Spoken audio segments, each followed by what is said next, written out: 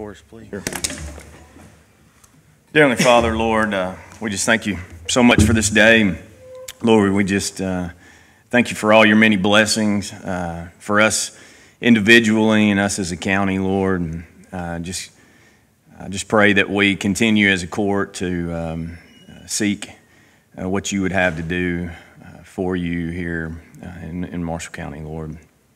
Lord, just be with us today as we conduct the county's business, and I just pray that we do everything in accordance to your will. And we just pray all these things in the name of your Son, Jesus Christ. Amen.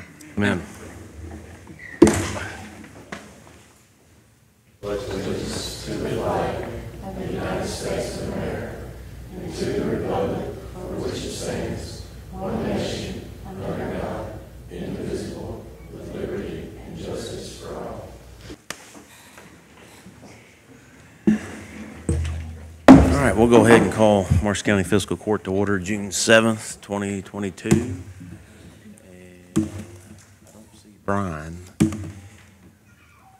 didn't bring my phone with me. You want to text him? He was supposed to be here to open up the grants. Or bids, I'm sorry. Oh, so we'll move on. I do see Randy Green. You're up next, sir. Want to give us an update? Good to see you, Lendl. Good to see y'all. Good to be here. I've got my chauffeur back. So Yeah, absolutely. Can he drive? Yeah. Okay, good. Well, as good as he ever did, I'll put it that way. Yeah.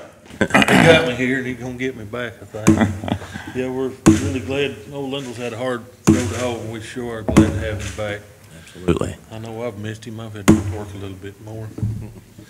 I know y'all probably been informed. We've got an emergency issue with our sanitation. We've got a 2-inch force main line that runs from Catfish Kitchen up to our lift station at behind Grace Glass. About a 6,000-foot run, and the pumps are failing again. We put an $8,000 pump in last fall, September. We've got a $9,700 pump, same one coming within a week, and the next one will be 10% higher. And what's happened is there's ARVs, air relief valves, along that line that lets it relieve the air on top of the hills, keep them from vapor locking. I always call it lets the line burp on top of a hill. And these relief valves are failing. They're gone. We can't even find them now. And what we're looking at is there's so much, it's called head pressure, that they're having to push. These pumps are pushing so far, they're just not lasting near as long as they should. They'll last 8 months. They should last, 5-6 years. And the only way and right now we're down. The system is down completely, and the bad thing is it's not serving that many people. But it's a line that was taken on by the previous board. They accepted the line in the lift station, and now it's not ours, it's yours. I wish we didn't have it. But talked to Chad McCann, talked to some of the contractors. We've called the pump people and everybody we know to see what the best option is. We need to put in 2 new air relief valves right off the bat. That's $2,000 or $3,000. But we need a lift station midway. If you'll think of where that swag is across from Old Kentucky territory, that's between the 2 hills, and that's almost dead center midway. And I've talked with property owners. Easement's not going to be a problem for it. But I know we couldn't have picked a better time to be trying to think about a lift station. But I didn't pick it, it picked itself. Like I said, it'd be a small one, but what it would do would be cut the demand on those pumps in half automatically. And by putting a lift station there, we can look in the future of Gravity and in Kentucky Opry and those houses down through there, and maybe pick up 6 or 8 more places. And even Mr. Breton across the road that was complaining earlier about not having city sewage, he can punch a hole under the road and come on and join us. We'll be able to do that. So I don't see it picking up enough customers there to ever pay for what we've got to do, but at the same time, it's an obligation that I think it's like catching a bobcat They're not hard to catch, just hard to let go of. And I don't think the state would let you abandon a line that's operating. So anyway, with that said, first figures on it, I asked Chad to get me some figures on it. The first figures was $230,000, and I said no, sort of. I had a couple other adjectives involved in that, but basically it was no. We got down to 125 is the best that we could possibly do and get a lift station put in and service what we've got to service. Other than that, I don't know. We could put the air relief valves in and hope for the best. I know it's not going to fix it. And we've tried to be self-sustaining. That was the objective when I was put on this board. And we have been pretty well. But we can't take $10,000 hits every 8 months when our income is $20,000 a month. I mean, it won't work. And we've had so many things that we've had to repair and fix. We've had $30,000 fix here, $20,000 there, and $50,000 here that we've absorbed and managed to get paid off. Beg, borrow, and stealing, we got it done. But this is one we can't. We absolutely cannot. And short end of the story is I'm here asking for $125,000 to put in a lift station to service a line that we really didn't want, but it's ours. Now, if we can't do that, I'm open for suggestions. So I really, is there any questions? Yeah. You mentioned the failing relief valves that are currently in place. Is there any possibility they'll cause an obstruction or anything? No, the way I understand, and Lyndall, you can correct me if I'm wrong, I talked to Chad about that. These things they're a saddle tap, if you know what that is. And basically where they set, there's just a hole. And what they'll do is they'll corrode on top. And I asked him, I said, is there ever a chance of these, if we leave them in place and just move, these chances are never having a problem with them. And the issue is, we've got maps and we still can't find the old relief valves. I know where one's at, inadvertently got covered up with a parking lot. I mean, they didn't know it was there, it was covered before. So it was nobody's fault. Another one is up in a thicket, and we went up with metal detectors. We spent a half a day in a thicket with metal detectors. We found 2 rusty buckets, a handful of ticks, and 1 7-foot-long chicken snake. We didn't find a relief valve. We had similar with the Oak Level area. We sent Rivercrest out years ago to go find the same issues. Right. And it's hard to find them. It's just, I don't know. I wasn't here when they was put in. It's been years ago. Well, we discussed it. I know initially when you had notified me, I had looked at doing an emergency meeting because of the emergency need. Mm-hmm. But I know you guys had worked a little bit more. You told me to hold off, and we did. We did discuss it in the budget workshop, but I don't think we took any action. So we sit here today. How many folks are on that line? Right now, that's the bad thing. It was servicing Catfish Kitchen, which was destroyed in fire, 3 houses, and Game Face, that one business is on it, isn't it? We've got 4 customers on this thing. Now, there could be, we put the lift in, we could pick up as many as 8 or 10 or 12. It's just not, there's not that many people there. But they would have to, it wouldn't be like a new line, so it wouldn't fall under the ordinance where they were required to tap onto it. They'd have a choice, right? It would have to have, we'd have to have a gravity line run. The way I understand it, I don't think it would unless we ran the gravity line, the main line, and then they would be required to tie onto it. You could pull ordinance in. I know some are wanting on it real bad, and it's a possibility if they want on this, they could. And it's just a gravity line going down a hill. Let's say Clay up at the Opry, he could put in a line on his property to his neighbor. His neighbor could put one onto the net. They could leapfrog down at their own expense and tie in, but there's going to have to be a main line run, and we don't have the money to fix the pump. We sure can't run a main line. So, but it's an option in the future. And gravity's not near as expensive to. I don't think that expensive.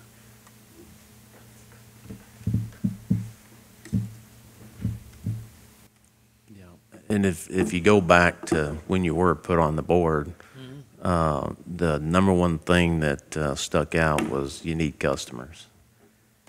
That district has to grow. I mean, you picked up the school, so I mean, it's grown over the years, but it's still, you said your monthly revenue is 20,000? 20,000. But where we're at now with what we've done, and the last project we did, I mean, the last project we ran on the park, we wouldn't pick up that many customers, but that was the next step before. And it's like I told Chad when he said $230,000 on that lift station, I said, if we're gonna spend that, we can go in any direction and pick up 50 to 100 customers off any other end of a line where we've made preparations for it. And that's what I'd rather do. We're ready to go in any direction and pick up good revenue. But things like this keep coming up. We think we've got the last little bugaboo fixed, and we find another one. I don't know how many's left out there buried that we haven't seen yet. It just happens. That's part of it.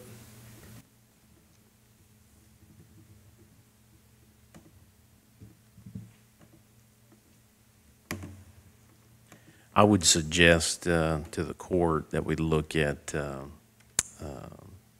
know we have investment dollars to fund this lift station for $125,000. I'll second. I would like to see an RFP put out for it, because if I understood you correct, getting the pump in there would get it functioning again, would give us time to do that.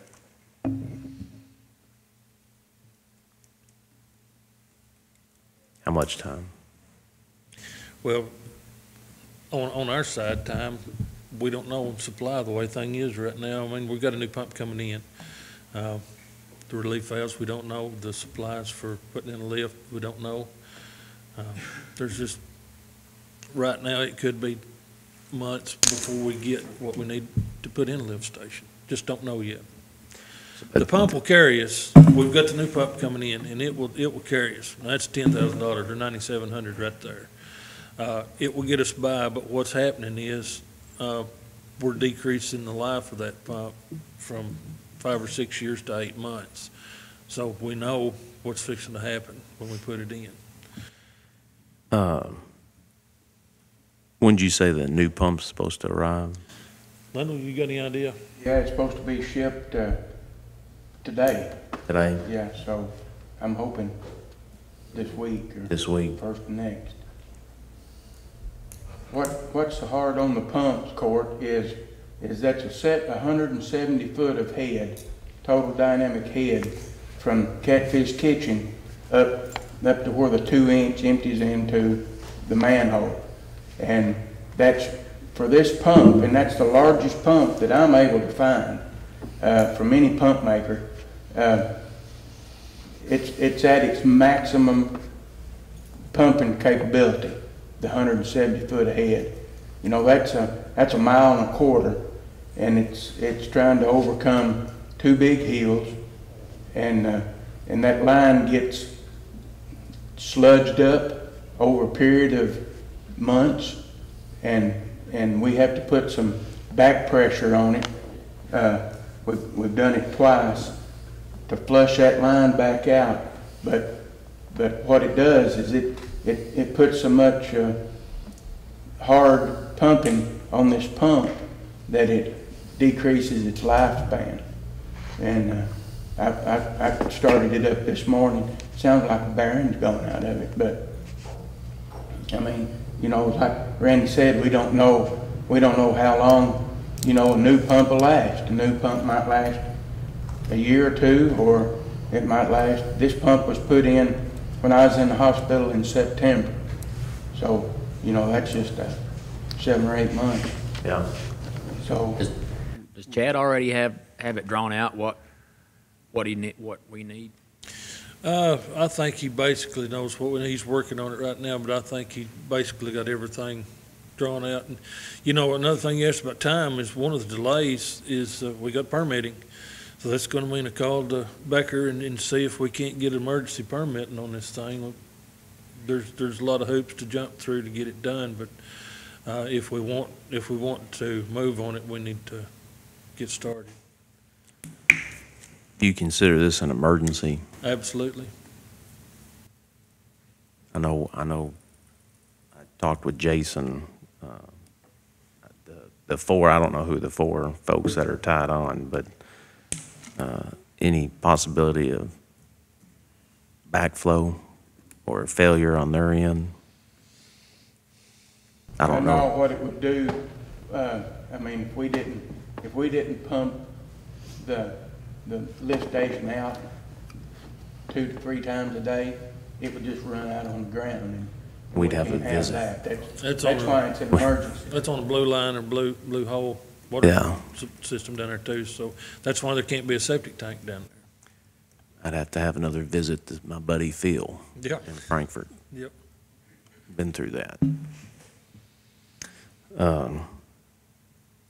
It meets the statutory, when we were discussing an emergency meeting, and I know we held off because you guys thought you might had another option that didn't produce, so.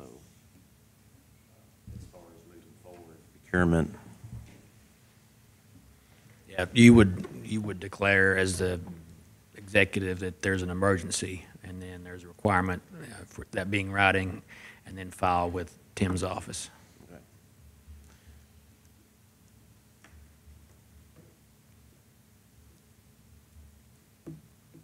I will say that we've exhausted every effort on this thing, and you know, Well, That's the last let me interrupt you real quick. It was also during Memorial Day weekend oh yeah, when others, we were all, recognizing those who gave the ultimate sacrifice. We had folks working. So I just want to throw that out there, and I know you don't want to, but it is. I mean, during emergency situations, the folks went out and actually, and it's not fun dealing with some of that stuff, but they did. So. no, and of all the places, $125,000 would have helped. This is the last place I want to see it put, but there's no option that I see. So there's a motion and a second. All those in favor for $125,000 to come out of the investment line, say aye. Aye. Any opposed? Motion carries. Actually, that gets filed with Erica instead of Tim's office. Okay. Yeah. I sent the statute to Brad and Corey. Thank you, Carter. I really appreciate it. I wish I had better news, a better option for you. Maybe next time we're visiting, we'll be talking about how good it's working, but it's what it is. Well, hopefully those folks that are out there that you mentioned will figure out a way to be able to tie them on. I think so. I I mean, mean- it's in the foreseeable future, we could probably get something run down through there, and it'll help us, but right now, it's just got to fix it. Band-Aids ain't working anymore, but I Well- really appreciate it. And we knew that issue was going to rear its ugly head, but the other work that's been done doesn't go unnoticed. Yeah, So. well, We've had a lot of ugly heads we sure had raised up in the last 5 or 6 years. I mean, Yeah. the system, once again, I'm sitting here telling you what you already know, but the system was just in poor shape, terrible shape, and we've just been knocking them out one at a time and doing the best that we can do with what we've got to work with, and it just takes a lot of time to do that. And then this situation here arose, and we just need a little help, and appreciate the court for jumping in here. It's a bad situation. 3 customers in a restaurant. Now the restaurant's gone, and that flow from the restaurant is gone. So now there's just 3 houses, which that's basically about 1,200 gallons a day. And that's not enough to keep that line flushed out 1.25 miles. With the sediments and that terrain is just like this. So it's just kind of a bad situation, but we inherited it, so we got to deal with it. Correct. Good news, I don't want to leave on a bad note. What we did just get through rehabbing on our dime, a $30,000 lift station that's been plaguing us for years, and we saved, and we just got that thing completely rebuilt, and it'll handle any growth that comes along. It's one that serves behind the Pro Wash building over there behind the Gaddy's back in there, and open up a lot of property. Ray Pat's old property back there, but that thing been running on a wing and a prayer, and it was 30,000. We was able to do that. 120, can't do that. Sorry, folks. But we appreciate it. We'll do Appreciate the best it. we can for you. All right, thanks. Lendl, good seeing you. You're looking good. Yeah, I know you are. That's right.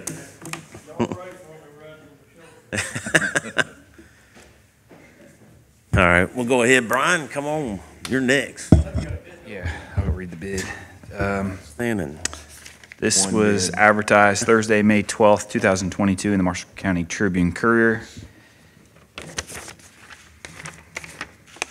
Marshall County Fiscal Court is currently accepting bids for heart monitors, defibrillators. Features and accessories must include manual and AED mode, trending non-invasive pacing, SpO2, SpCO, non-invasive blood pressure, 12-lead ECG, EtCO2, Bluetooth, and the ability to transmit patient data. Sealed bids should be submitted to the Marshall County Courthouse at 1101 Main Street, Benton, Kentucky, 42025, no later than May 16, 2022 at 4:30 p.m. Bids will be opened on May 17, 2022 at 9:30 in the Marshall County Fiscal Court room. The Marshall County Fiscal Court reserves the right to reject any and all bids. I think the timeline on that was a little different, but. Who printed that? You mad at him this morning? Jeez. Okay. Thanks. So we got one, and it was received in time.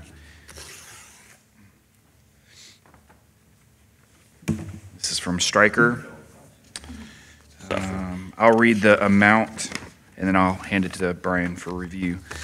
So it looks like a total with all the products, grand total is $71,615.85.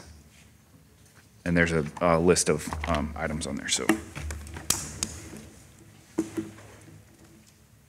All right, while he's reviewing that, we'll go on to correspondence. I just want to give the court an update. I briefly updated y'all on during the budget workshop. I'm just going to read this. This is regarding the mitigation action form selection, the MAF notification on the safe rooms. We submitted, our county submitted 3 applications. So this is from the Kentucky Emergency Management Office. Dear Miss Matula, and that is Laurel with ER Assist. As a result of the severe storms, straight-line winds, flooding, and tornadoes occurring December 10th, 2021 to December 12th, 2021, Kentucky Emergency Management Hazard Mitigation Grant Program is pleased to announce the selection process for funding has been determined under the Presidentially Declared Disaster 4630. The Hazard Mitigation Council met on Wednesday, May 4th, 2022, to select projects for a recommendation to FEMA for funding based on the criteria set forth in the Hazard Mitigation Plan. I'm pleased to inform you the Christian Fellowship School Community Safe Room Project, New Covenant Safe Room Project, and the Miracle League Safe Room Project has been selected to move forward with this process. The next step will be to conduct a benefit cost analysis, a BCA, for the proposed project. If the proposed project can pass the BCA with a benefit cost ratio of 1.0 or greater, your entity will be permitted to move forward to the application process. The Christian Fellowship School, New Covenant School, and the Miracle League will be contacted by your HMGP grants manager within the next week to assist with the BCA process. Thank you for your interest in mitigation, the mitigation staff, and I look forward to working with the Christian Fellowship School, New Covenant School, and Miracle League Safe Room Hazard Mitigation Grant under DR 4630. So that was the award. Now that is a process. And the next step, just to be clear, the only one that the Fiscal Court had submitted is the Miracle League. The other two Christian schools will be the applicant agent, and they will have to submit as the applicant agent. One of the things that I think the Fiscal Court can do to help the Christian schools, I know that the night of the tornado, Callaway County was playing Christian Fellowship, and we had a wedding in the church as well, rehearsal. And just hours before the tornado hit, everyone's phones went off, and they sought shelter in an old A-frame structure. There was probably over 100 people, women and kids and children. That was just down from where the tornado had crossed on 68. So these safe rooms, to see if we can get one in Hardin, obviously with New Covenant, they're going to open it up to the surrounding population in Hardin. Same with Christian Fellowship and also with the Miracle League. If y'all recall the photos, I think it was from Warren County, who had shelters.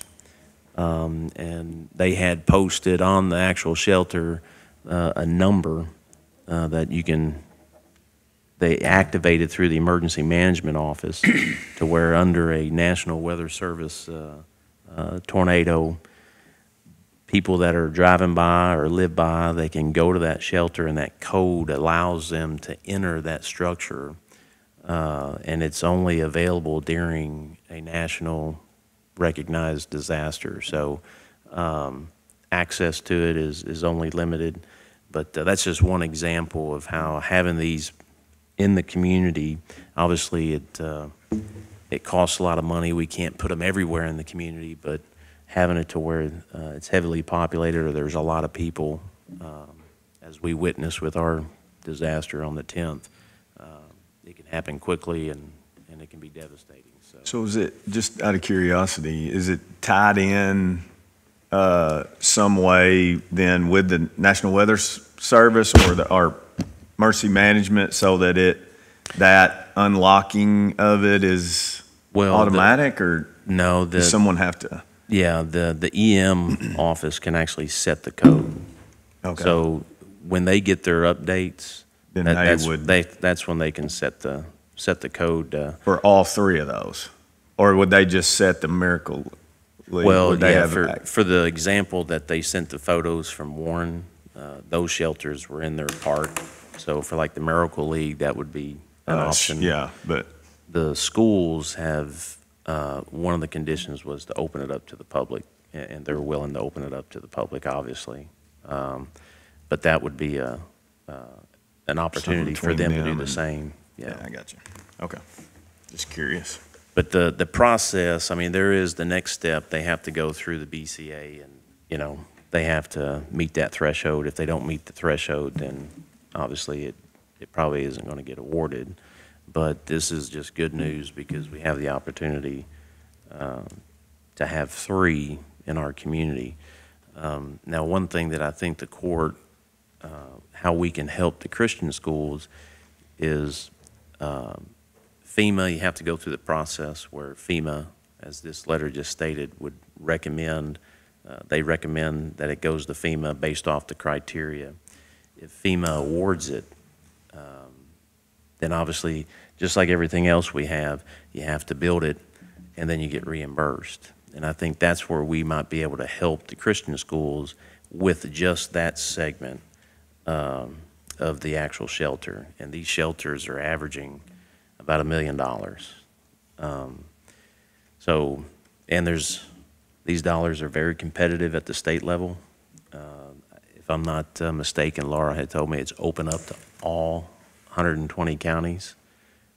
So these dollars are very competitive. But I think, and there's going to have to be some legal language as far as you've got the nonprofit as the applicant agent and the county's participation. Obviously, we have pretty good language to justify that relationship with the recent disaster.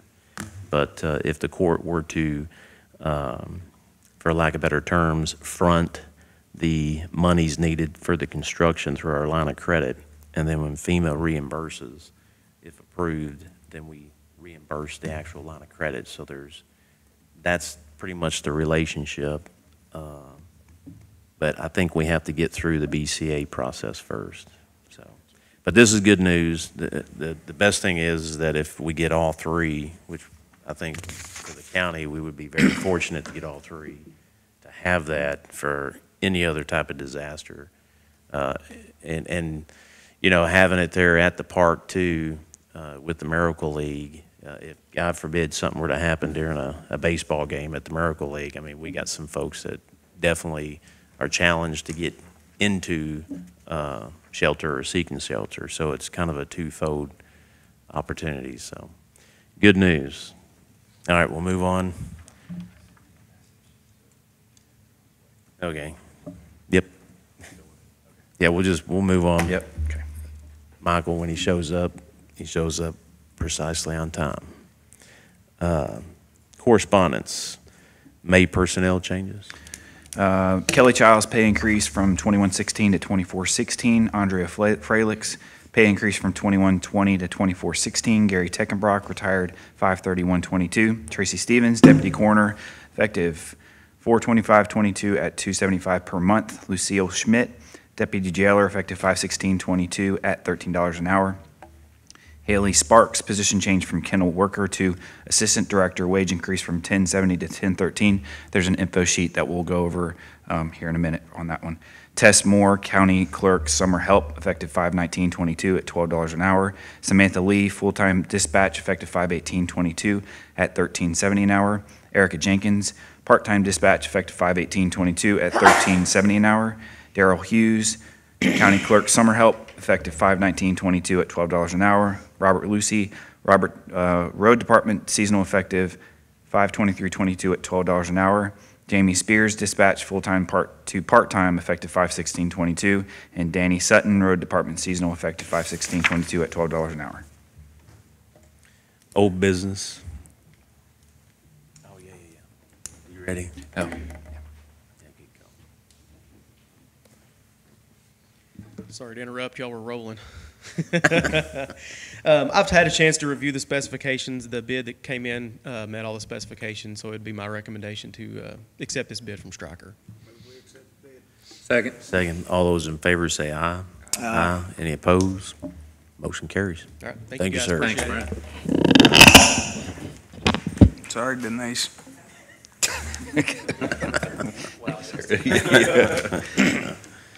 Under old business, approve the minutes, May 17th meeting, May 31st special call meeting, and June 2nd special call meeting. So moved. Second, all those in favor say aye. Aye. Any opposed? Motion carries.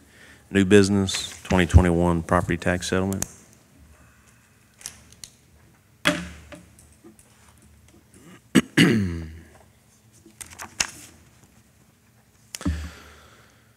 Let's see, this order approving 2021 property tax settlement.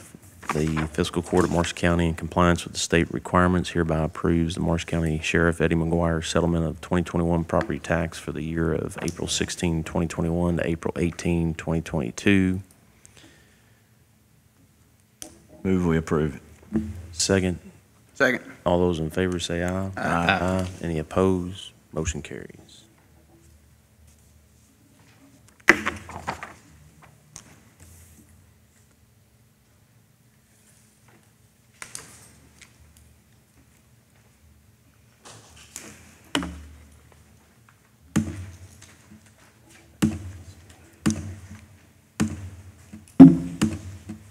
Item B, under new business, road department personnel.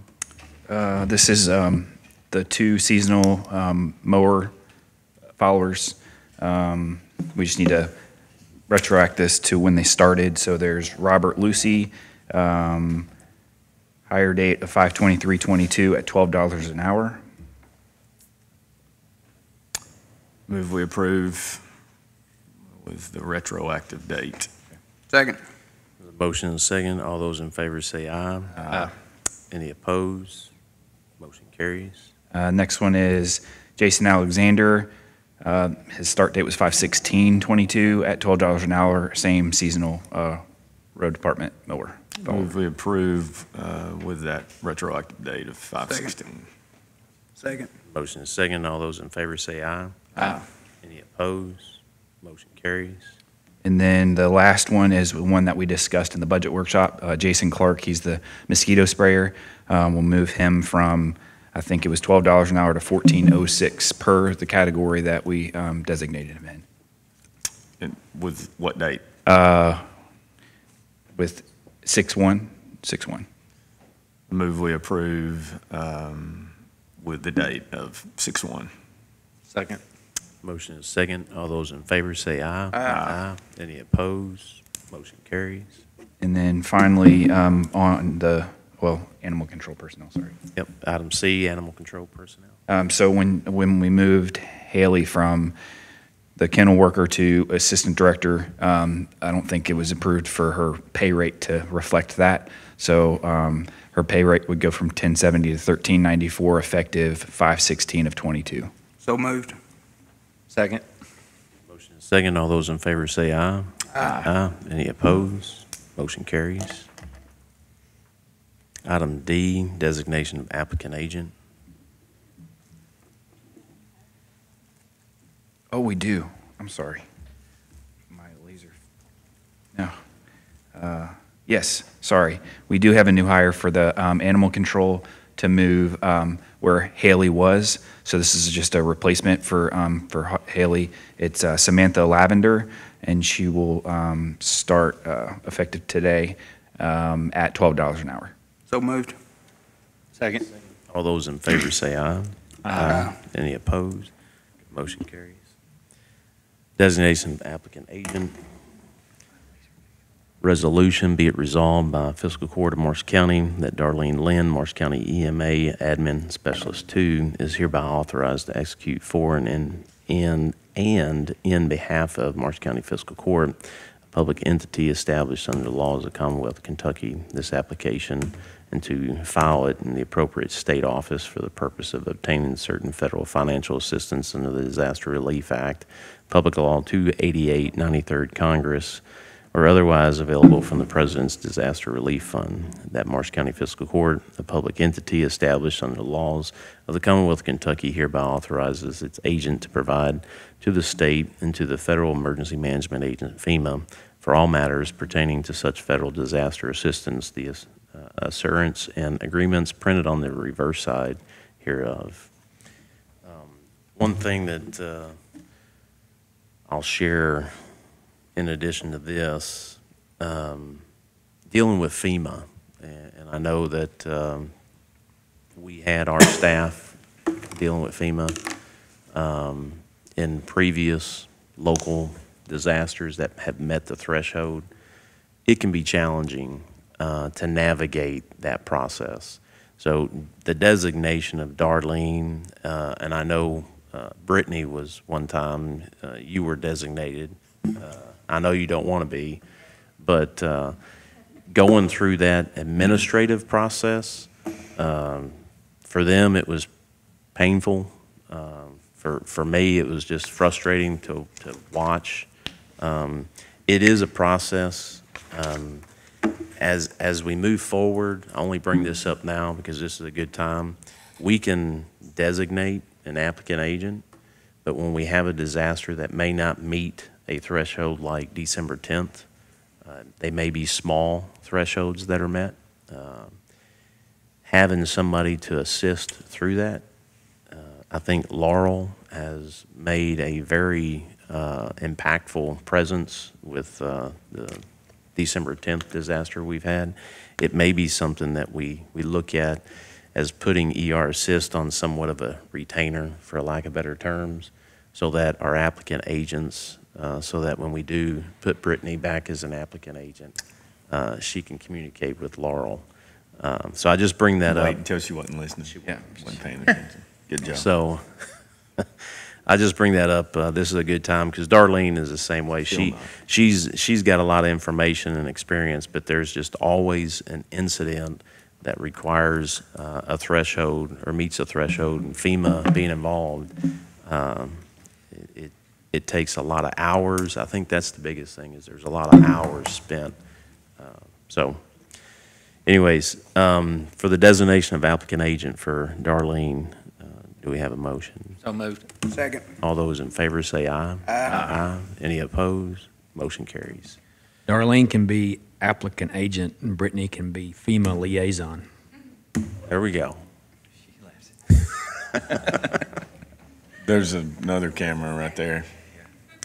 How many months did that take for, we met that threshold at the park, I just got another email from them last week. so it's Years. still, yeah, I mean, we're talking years.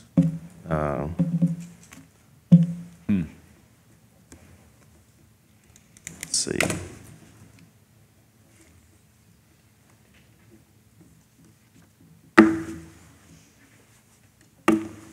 All right. Designation, we did that. Okay, so the administrative code review, we do this every June. We have to by statute. Yep, so there are two and possibly three, probably potentially three changes, two that I have in there right now. And this is based on an issue that was addressed a few months ago.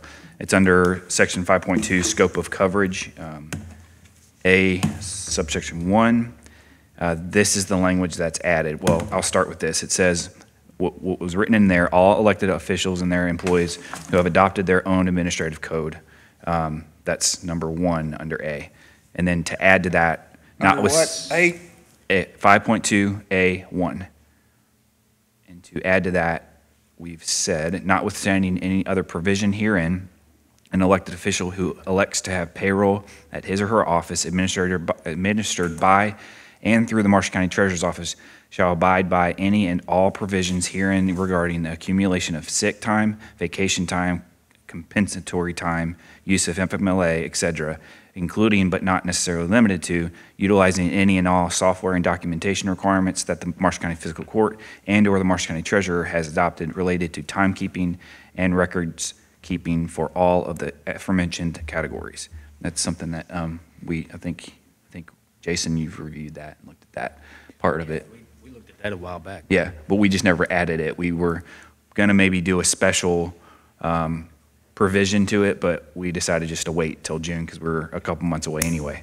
So that was one addition. And again, this is a review. This isn't, you would have to vote on that change, which would be presented as an ordinance the next meeting in June or a special call meeting. And then the other change that I made was when we talked about the assistant 911 director being exempt and not non-exempt because of the operations. We put that position as exempt because that's what it was going to eventually be, but we found that it's more of a working role and not as much of a administrative role. So that I've strucken out as well from that exemption status. The third thing that I anticipate to be an amendment would be the pay ranges based on what you all decide on the cost of living adjustment for the new budget. So once I know that number, I will make that amendment too. And again, those three are the only ones that I've come up with. Do you all have anything in there that you'd like to discuss? That 5.2A, you Yes. said, Yes. correct? Yep. Is the change that you just read on here? No, you don't. Oh. Yeah, no. Okay. I have not sent out any Not new. sent that out. I have That's a work. just you're That's just correct. saying, okay. Yep. All right. Yeah, what I'll do is, assuming that there's no more discussion on it or that needs to be, I got you. it'll be presented as an ordinance, as an amendment to this ordinance. Do we need to do anything pertaining to the individual spraying for mosquitoes since that's different than all the rest of the part-time? I mean, it is. It's kind of being treated differently. Well, it's a contract that we have with USDA that the contract basically lays out what USDA will do and what we will do. So, Not necessarily an admin code yeah, so classification. Not to pay the employee. So they provide the training, the certification, the chemicals, the equipment. We provide the vehicle. We provide the transportation. We hire the seasonal employee to drive the vehicle. So that individual, when we hire them to drive the vehicle, they fall under our admin code already. The difference is that individual has a position that we have contracted with USDA, and USDA will train that individual. So they hold the certification. We don't have anything to do with the training. And they will provide the equipment that is used to spray the chemicals for the mosquitoes. So that's the relationship. That contract doesn't change our admin code. We just hire and follow the admin code for a seasonal employee.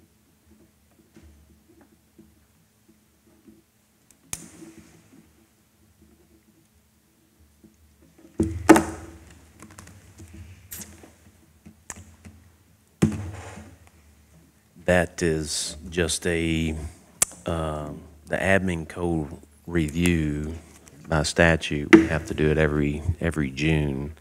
Obviously, we review it. If there's things that we want to discuss, we can discuss and go into other meetings. It's not something that we have to review today and slap the table. So we can say we have met our statutory requirement. Right, and then the second part of that is just presenting the amendments in an ordinance just before the end of July. So if there are things that, as you guys review through the document and you want to discuss, even if you want to email it to me and Judge and I will discuss it, then. Yeah, we can have even an admin, we can meet to have an admin code review. I think that's what, if I'm right, you mentioned the next meeting, but it would actually need to be after. Yeah, because of the code. budget. That's right. It's not truly in there until Yeah. it's, okay. All right, Yeah. just And make sure we've done that in the past. It seems like after the second. We have. meeting. So Judge is right. We met the statutory requirement by reviewing it. We've passed it after July 1 before.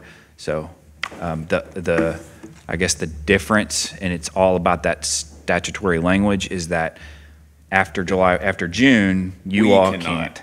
Right. Make suggestions. Judges. June is the only month that. Higher Correct. fiscal, yeah. Yes. Yeah. And the only reason why I can see that, why the statute reads like that, is we go through a budget process, and then if it was to be changed just indiscriminately throughout the year, that would be an administrative nightmare. But we've met our statutory requirement, and we've got some items, obviously, as Brad's identified, that we can look further into. Anything else? No, that's all. All right. Go to item F, transfers. Before we do this transfer, might we need to hear from the coroner, Yeah, come on up, just Michael. in case? I didn't there's see a him come in. Change.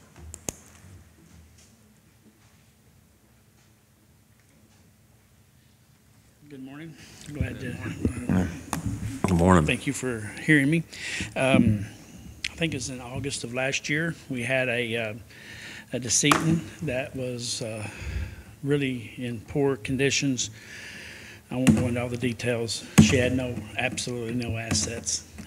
All of her children had been taken away from her at one time or another. One adult child that was supposed to belong to her, we don't know because he was imprisoned. And so she became basically our responsibility in the coroner's office. The burial was going to cost around $2,500. We did find a estranged husband, if you will. They hadn't lived together in 20 years. And so none of the other funeral homes would take it. They would be willing to do the public burial. But again, it cost roughly $2,500. I conferred with the county attorney and others, and we decided that to save the taxpayers' monies, Phil Beck would be willing to do it for $600. They sent a cremation, I'm sorry. And of course, the statute doesn't specifically say cremation, but in this situation, it was a huge savings to the taxpayer. So we moved forward with that. They sent me a notice in February saying that the either slipped through the cracks or hasn't been addressed by the fiscal court. So they had sent several invoices over. So then I got involved, sent emails out to the fiscal court, so forth, so on. And again, it may have just slipped through the cracks, but I didn't know what else to do. So last month I put it into the VIP, and then Erica and I talked about it yesterday, found out because of the $500 limit, because this cost $600, I need to come in and request that $500 be increased to $600. So kind of in a nutshell.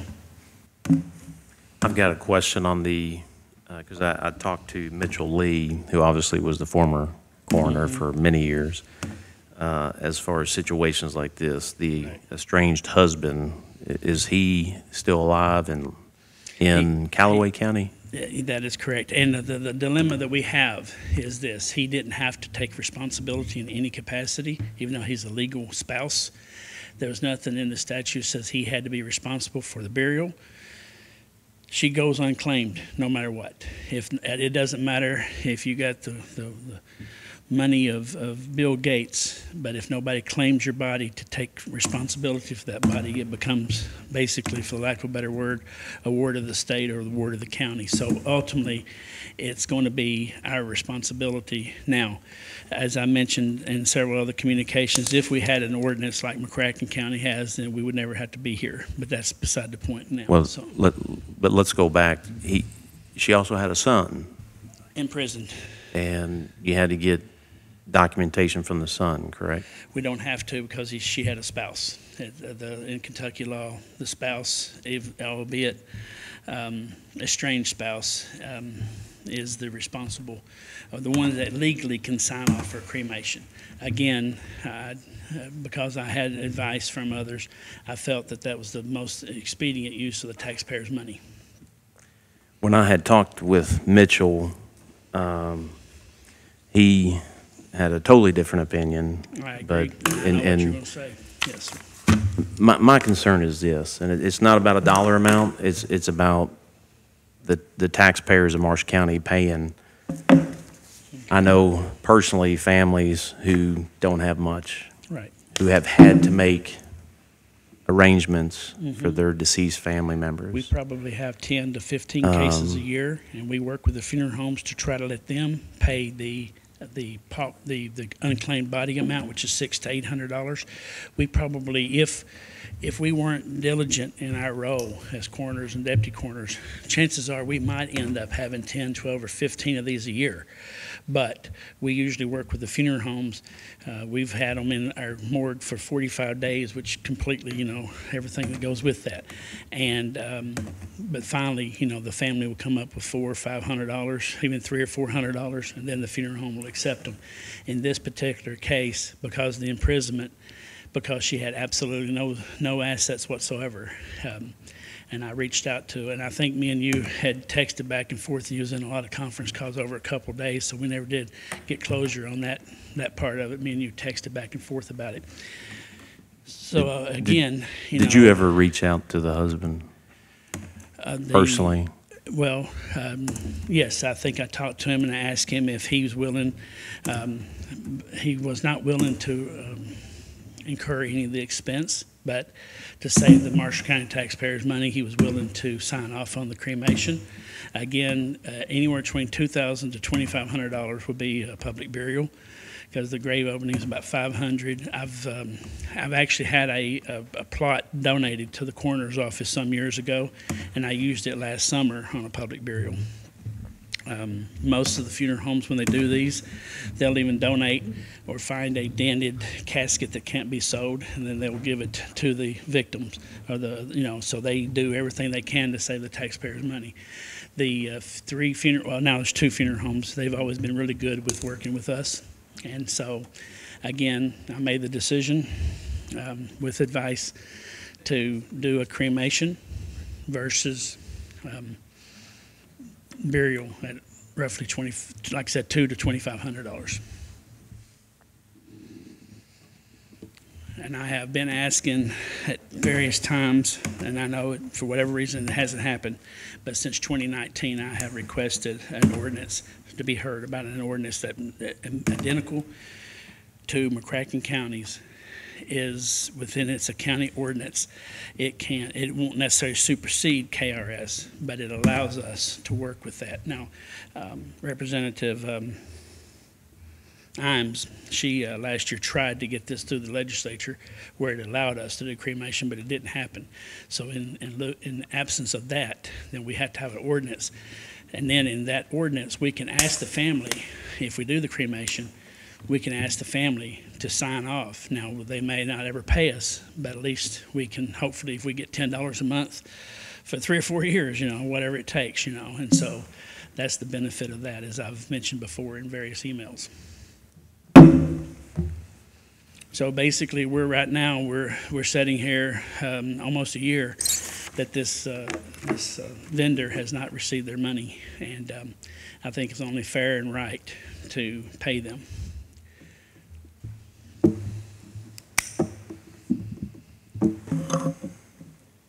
Well, I think the issue is there's $500 budgeted in an invoice that was a decision made by you for $600 that obviously the budget wasn't there. So the issue is we have to make a decision if the court wants to put monies into that line. Well, ultimately, That's really what it is. We can ultimately it really comes beat a down horse all regardless day, of the budget. but it doesn't have the monies in the line that cover it. Well, ultimately, the KRS statute says that you shall pay, and so it's not a matter if it's in the budget or not. The only difference is that shall pay on the unclaimed burial versus this. So like I said, being judicious with the taxpayers' monies, I tried to save money. And I felt that I saved, like I said, anywhere between $1,400 to $1,900 by doing it this method.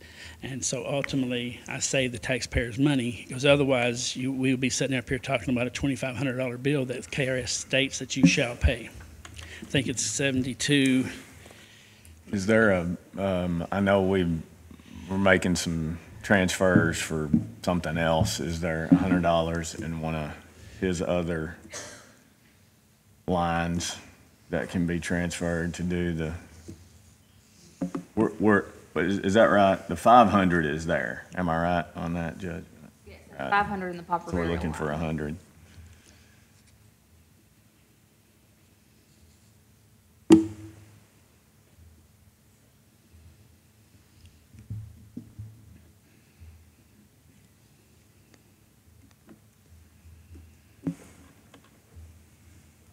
What funeral homes did you communicate to?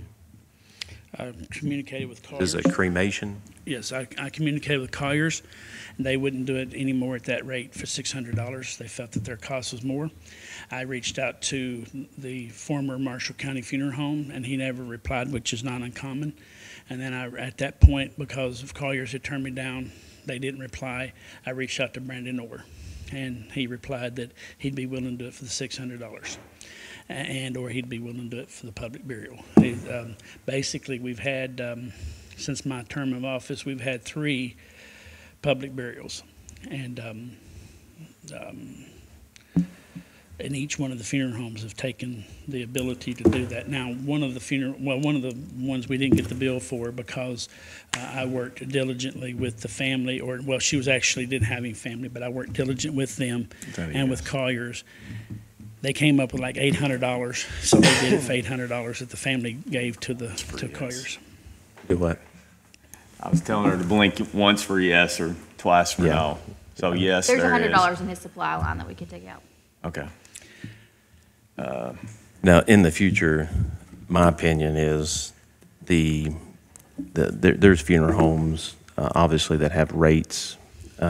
We should set, with any funeral home, kind of like a bid, call around, because I know Imes and Murray would do it, a cremation for $450.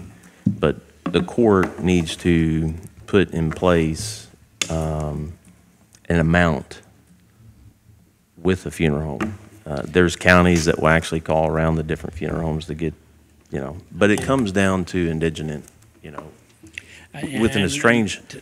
I'm sorry. But anyways, so we found where $100 is at. Okay. Okay, all we need, if the court wants to move the 100 and to cover the expense. I can include it in my, Transfer. First, okay. Okay. As So another we'll take note, care of the invoice under the transfer. Yep. Okay, As perfect. on another note, I'd just like to let you know that I did check with at different times. I've checked with all the Paducah funeral homes. I did not check with the Murray ones for whatever reason, and all the Paducah ones were in the same position as the $600. So again, I would ask that the court in the near future, particularly starting in January, if they have that ordinance, and put a certain amount in there. Even if you can have certain parameters, 14 days in the morgue, whatever you want to do. But I think it would behoove us as taxpayers to make sure we have that ability for the coroner to manage his or her office in the future without having to burden the court every time we have an unclaimed body, which is pretty frequent. But like I said, we've always worked with funeral homes, and a lot of times they will ultimately do it at the same price that the taxpayers pay, but they don't make an advertisement of that because then everybody would expect it to be done for $600. So again, many of those cases that I've had, I've managed to get the funeral homes to cooperate with the families and get it at whatever cost they could afford. So Okay, thank you. you very much for your time. Item F, transfers.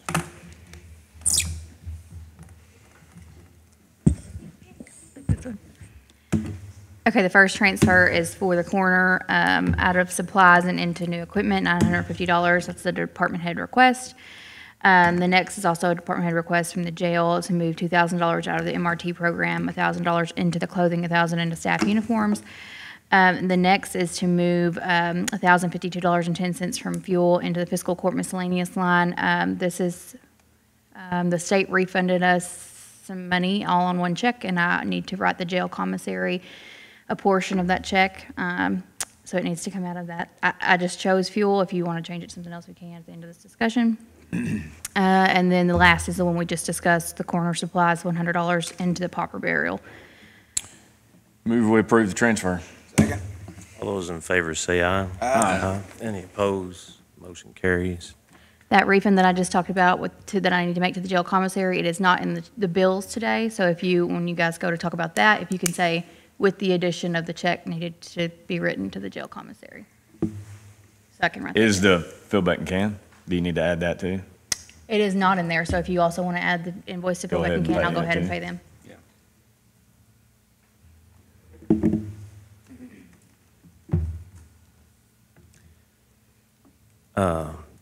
Bills and claims. Is there any reason to deny payment of the bills and claims? No, with Those two those, additions. as long as you add those two changes. As long as we add the two changes as stated, let the clerk record that the bills and claims are to be paid. And we'll go into executive session. So moved. Personnel. Second. All those in favor say aye. Aye. Any opposed? Motion carries. And motion to adjourn. Moved. All those in favor say aye. Aye. Any opposed? Motion carries.